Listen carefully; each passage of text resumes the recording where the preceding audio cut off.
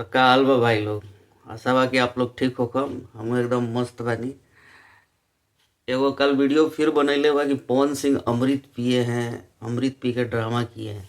तो अरे पागल बकचोदर, वो अपना पिए हैं, वो अपना कुछ भी किए हैं। तेरा बाप का थोड़े पिए हैं, तेरा बाप का नहीं ना पिए हैं, अपना पैसा का पिए हैं।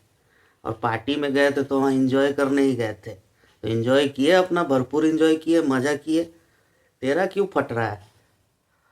दूसरा बात, ये मेरे ऊपर वीडियो बनाया है हमको टारगेट करके। टारगेट हमको ये किया है कि हमको बोल रहा है कि शक्ल देखा है अपना। अरे भाई, हमार शक्ल देख के ते का कर दे? हमार शक्ल बढ़िया रही तो बिया हुआ कराए का सोचत रही हमार?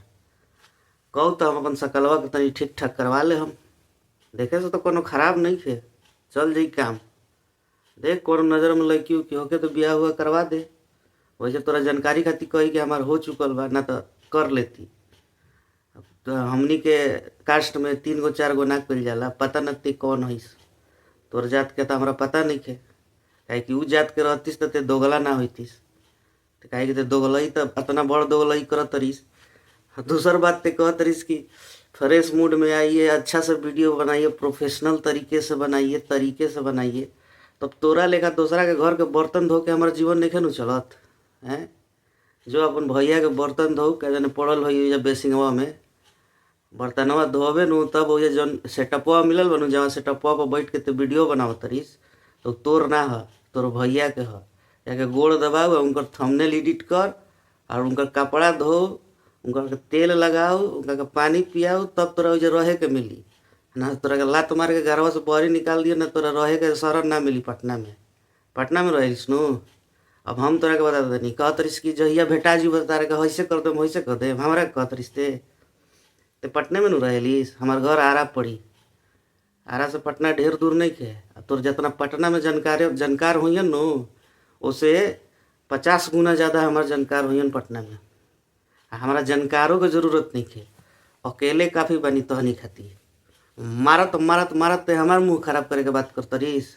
गंजेड़ी साला, शकल देखा है रे तुम अपना? गांजा पी पी के तो चेहरा बर्बाद कर लिया है तुम लोग हैं गंजेड़ी। साला गांजा भी नहीं मिलता वही लोग, वो भी दूसरा से लेके पीता होगा। मारत मारत मुहवा लाल कर दे हैया से। हमारा के टारगेट कैल था। बेटा होश में रह के बोलल कर, केकरा के का बोलत रह? रिश्ता में तार बाप लागम हम, बुझाइल नु। आ 1.5 मिनट का करे के 1.5 मिनट का 2 मिनट का, अरे तहनी नहीं ना हमरा पब्लिक के चुतिया बनाए के बा। एके बात के 10 मिनट 20 मिनट घींचा तनी।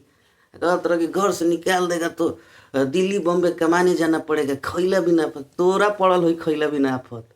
ये हमनी के बिजनेस चलेला अपन हो। आ रहीला हम लखनऊ में, बुझाइल रे बेटा। आके लखनऊ को भी अइए नु तो हमार व्यवस्था देख लिए कैसे रहीला। आ अपन कमाई पर, यूट्यूब के कमाई पर ना। मोनू सिंह यूट्यूब के कमाई पर जिंदा नहीं खन, तहनी के चलत हो यूट्यूब से घर। यूट्यूब से हमार घर ना चलेला।